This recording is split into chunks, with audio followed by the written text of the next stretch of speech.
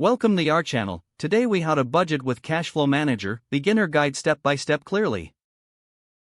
To get started with CashFlow Manager, first, download and install the software from the official website. Once installed, launch the application and create a new account by entering your email and setting a password. After signing in, you will be presented with an overview dashboard.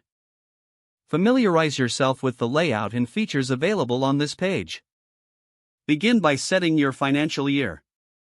Navigate to the settings and choose the start date for your budgeting period. Next, enter your income sources. Click on the income section and add each source along with the expected amounts. Once your income is inputted, move on to your expenses. Identify fixed and variable expenses by selecting the appropriate categories. Input your expected amounts for each expense category. It's essential to be realistic and consider past spending habits. After entering all income and expenses, review them for accuracy. Now, create a budgeting plan based on this information. Utilize the budgeting tool within CashFlow Manager to allocate your funds appropriately. Set spending limits for each category if needed. Once your budget is created, track your actual spending against your budget regularly.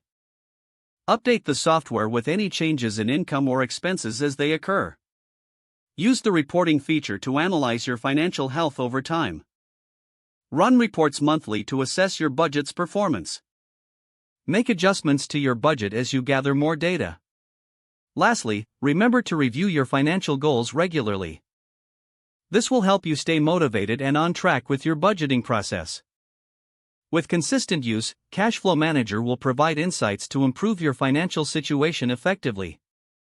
If the page does not load, refresh the browser or try again in a private or incognito window. Make sure you are using the correct email address, then retype it carefully to avoid small typos. If your password is not accepted, use the reset option and create a new strong password you can remember. Check your spam folder for verification or security emails, then complete any requested confirmation steps. Don't forget to like this video and subscribe to our channel for more step-by-step tech guides.